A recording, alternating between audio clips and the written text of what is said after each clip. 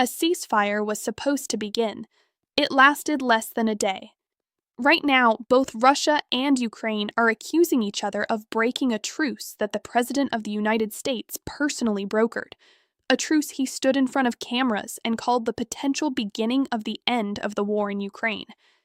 And while diplomats were still talking, a 9-story apartment building in Kharkiv was hit by a Russian drone. So what is actually happening? And more importantly, what does it mean if this falls apart completely? Stay with us. It's Sunday, May 10th, 2026. Less than 48 hours ago, Donald Trump announced that both Russia and Ukraine had agreed to a ceasefire. 3 days, Saturday through Monday, timed deliberately to coincide with Russia's Victory Day, the commemoration of the Soviet Union's defeat of Nazi Germany, now in its 81st year. Trump framed it as a diplomatic breakthrough. A prisoner swap was announced. The language coming out of Washington was cautiously optimistic. Even careful. And then the strikes started. Ukraine's officials confirmed that 1 person had been killed and multiple others injured by Russian drone and artillery attacks in the past 24 hours. At the same time, Russia's Ministry of Defense accused Kyiv of committing more than 1,000 ceasefire violations in a single day, claiming Ukrainian forces attacked civilian targets in several Russian regions and struck Russian military positions along the front line. Both sides are pointing fingers. Neither side is standing down. If you want clear, fact-grounded coverage of a story moving this fast, without the noise, hit subscribe now, because this one is not slowing down. Let's establish exactly what we know. On Friday, Trump announced that Russia and Ukraine had agreed to pause fighting from Saturday through Monday, 3 days, to mark Russia's Victory Day celebrations. Trump declared the ceasefire could be the beginning of the end of the war, and said a prisoner exchange would also take place during the pause. It was framed as a momentum shift, something to build on. But here's where it gets complicated. Ukraine's President, Volodymyr Zelenskyy, who had already been needling Moscow, saying Russian authorities fear drones may buzz over Red Square during the Victory Day parade, followed Trump's announcement by mockingly declaring Red Square temporarily off-limits for Ukrainian strikes so the parade could proceed. The Kremlin called it a silly joke, not exactly the tone of two sides quietly stepping back from the edge. Then Saturday came, and the front line didn't go quiet.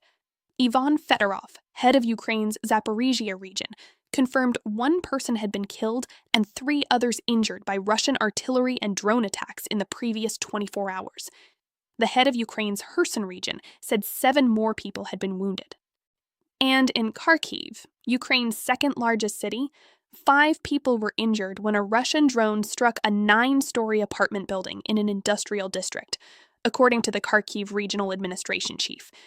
That's a residential building, in a ceasefire window. On the Russian side, the accusations pointed the other way. Moscow-installed leader Vladimir Soldo said 2 people were injured by Ukrainian shelling in the Russian-occupied part of Kherson region. And Russia's defense ministry didn't just claim isolated incidents. It claimed over 1,000 separate Ukrainian ceasefire violations in a single daily briefing. 1,000. That number deserves a pause, because even by the standards of information warfare in this conflict, where both sides regularly inflate claims, 1,000 violations in 24 hours isn't a complaint. It's a declaration that the ceasefire never really began. Zelenskyy pushed back hard, saying Russia was neither observing the truce nor even particularly trying to, noting there had been no real calm along frontline areas, despite a reduction in large-scale attacks. Notice the careful phrasing there. Large-scale attacks. The smaller ones apparently continued. Zelenskyy said Ukraine had refrained from long-range retaliatory strikes, but warned, if the Russians decide to return to full-scale warfare, our response will be immediate and significant. That's not the language of a leader who believes peace is at hand. That's the language of someone holding a drawn bow. So where does that leave us? A ceasefire that Trump called a potential turning point is, within 24 hours, already buried under mutual accusations, ongoing casualties, and a diplomatic standoff that nobody in Washington appears to have a clear answer for. But here's what almost nobody is talking about. While the shells were still falling, a senior Kremlin official was already signaling what Russia wants, and it's something Ukraine has flatly refused for 3 years. That contradiction is the real story. The ceasefire violations are significant, but the statement that may matter most right now didn't come from a battlefield. It came from a conference room. Russian presidential aide Yuri Ushakov said Sunday that he expects U.S. envoy Steve Witkoff and Jared Kushner, Trump's son-in-law, who has taken a leading role in the negotiations, to visit Moscow soon enough.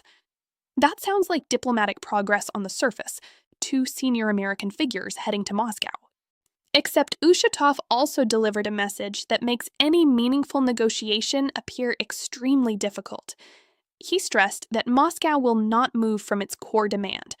Ukraine must withdraw its troops from the Donbas region, territory Russia claims, but Ukraine has not surrendered.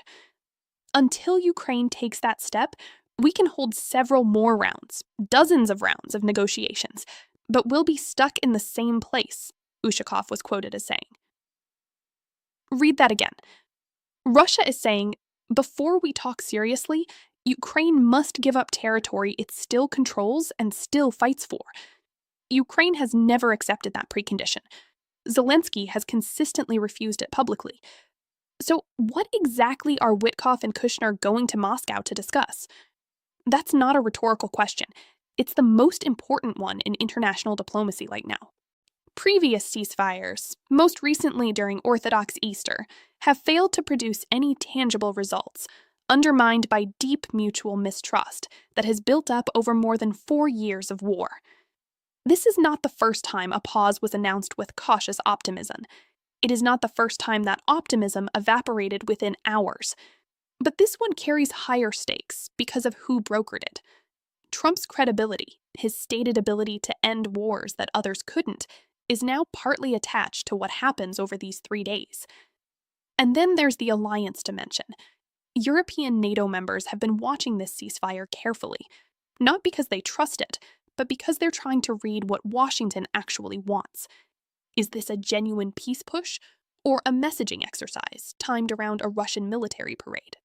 If this truce fully collapses, that question gets much harder to answer, and European confidence in the US-led diplomatic track takes another hit. What do you think? Does this ceasefire survive through Monday, or is it already over in everything but name? Drop your read in the comments. The range of views on this one will be wide. Underneath all of it, energy markets haven't moved dramatically because the market has learned not to price in Ukraine peace deals until there's actually paper signed. But if a genuine negotiation track emerges from Witkoff and Kushner's Moscow visit, that calculation changes fast. Here's the detail that got buried under the casualty numbers. Ukraine stopped short of formally accusing Russia of violating the ceasefire, even while confirming its forces were being hit by Russian drones and artillery. Think about that. A person was killed. 17 more were wounded across multiple regions. A residential building was hit. And Ukraine's official position is, we're not calling this a ceasefire violation. That's not carelessness. That's a calibrated choice. Kiev appears to be preserving the diplomatic framework, for now, even as it absorbs the hits. Which tells you something important. Ukraine is not yet ready to be the side that lets the peace process die in public. But that restraint has a limit, and Zelenskyy said exactly what that limit looks like. Set aside the statements. Set aside the diplomatic language and the competing casualty counts. Think about what this looks like on the ground. In Kharkiv, a city that has been under periodic bombardment for over 4 years, Saturday was supposed to be different. A ceasefire had been announced, publicly, by the American president. People woke up knowing there was a pause, some kind of pause, even if they'd heard promises like this before. A Russian drone hit a 9-story apartment building in an industrial district of the city. 5 people were injured. These weren't soldiers. This was a residential building, the kind of building where you have families, elderly residents, people who maybe allowed themselves, just briefly, to believe that this weekend might be different. That's not an abstraction. That's someone's home. In Zaporizhzhia, 1 person was killed. In Kherson, 7 wounded. Across multiple Ukrainian regions, the casualty count continued accumulating. At least 17 people wounded in various attacks during the ceasefire window, according to regional officials. And on the Russian-held side, the same picture from the opposite direction. Moscow-installed officials reported 2 people injured in the occupied Kherson region from Ukrainian shelling. What this means for civilians in a conflict zone is hard to communicate from outside it. A ceasefire announcement doesn't make you feel safe. It makes you feel like something is promised. And when the strike still comes, it doesn't just injure you physically. It confirms what many people caught in long wars eventually conclude, that the announcements are for someone else's benefit, for the cameras, for the politics, not for them. 4 years of this war have produced a population in Ukraine that is exhausted in a way that goes beyond fatigue. Cities have reorganized themselves around air raid sirens. Children have grown up knowing which basement to run to. Energy infrastructure has been targeted so systematically that rolling blackouts became part of daily life. And now, a 3-day ceasefire that was supposed to offer even brief relief became, within 24 hours, another number in another briefing. On the Russian side, residents in border regions, Belgorod, Kursk, have also faced Ukrainian drone incursions. Their civilian experience of this war is different, filtered through state media, but the displacement and fear in those areas is documented and real. The prisoner exchange Trump mentioned adds another layer of human weight. Families of POWs on both sides live in a kind of suspended grief, not knowing if their son, their husband, their brother is alive, injured, or dead. An exchange offers a sliver of resolution for some of those families. Whether it happens now, or gets delayed, or collapses into the same mutual blame cycle, directly changes the lives of real people who have no voice in any of these negotiations. And then there's the psychological toll of the diplomatic process itself on civilians. Every announced breakthrough that dissolves reinforces a specific kind of despair, the sense that the war has its own logic, and no leader, not Trump, not Zelenskyy, not Putin, can simply override it with a phone call and a press conference. The ceasefire runs through Monday. That's roughly 36 hours from now. If it holds, even partially, Witkoff and Kushner's expected Moscow visit could set the table for something more formal. If it collapses entirely, the U.S. diplomatic track faces its most serious credibility test since Trump re-engaged on Ukraine. And looming over all of it, Russia's non-negotiable demand that Ukraine vacate the Donbass. If that remains the entry price for talks, no amount of envoy visits changes the math. What happens when Washington has to publicly acknowledge the gap between what Moscow demands and what Kyiv will ever accept? Step back from the daily briefings, from the competing violation counts, from the drone footage. What is actually being tested right now is whether American-mediated diplomacy can function in a conflict where the two parties have fundamentally incompatible minimum positions, and where trust between them is, by any honest measure, at or near zero. Every previous ceasefire in this war, including the most recent one at Orthodox Easter, has failed to produce tangible results. That's not a partisan observation. It's the pattern. The pattern is announcement, optimism, violations, blame, stalemate. What's different this time is American credibility is more visibly staked to the outcome. Trump entered this diplomatic effort with a specific claim that he could do what others couldn't, that his deal-making ability, his relationships with both sides, his willingness to apply pressure could cut through what years of European-led mediation couldn't. The 3-day ceasefire was the first concrete test of that claim.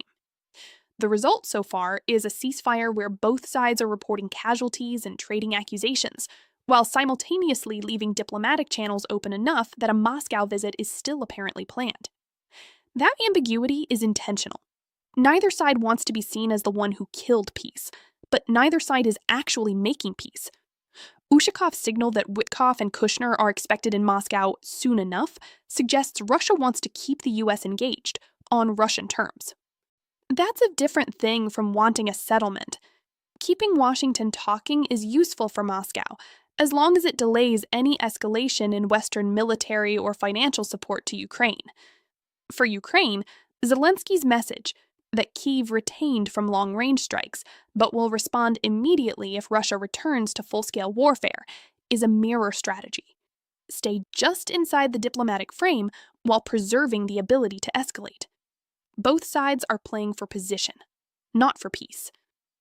What intelligence agencies in Washington, London, Paris, and Warsaw are now monitoring is whether this ceasefire's failure, if it becomes complete, triggers a return to pre-truce intensity, or whether something worse follows. Russia has used pause periods before to regroup, resupply, and reposition. Military analysts will be watching whether Russian force movements during this window look like preparation, not de-escalation. And for global audiences, this story matters because it's not just about Ukraine. It's about whether the architecture of American-led conflict resolution still functions. It's about whether deals made in public can survive contact with a war that has its own internal momentum. And it's about what comes next, when the answer, increasingly, appears to be not easily. The ceasefire was supposed to run through Monday. Watch what both governments say and do in the hours after it formally ends. That's when we'll know what this weekend actually meant. This story doesn't end Monday. It begins there. What Witkoff and Kushner do in Moscow, how Zelenskyy responds, whether the violation counts escalate or quiet down, every piece of it feeds into whether this becomes a genuine negotiation track or another failed chapter in a war that has already outlasted almost every prediction. What's your read? Do you think this ceasefire survives in any form through Monday, or is it already a diplomatic fiction? Tell me below. Subscribe now so you don't miss the next update on this. It's moving by the hour, and the next 48 are going to matter.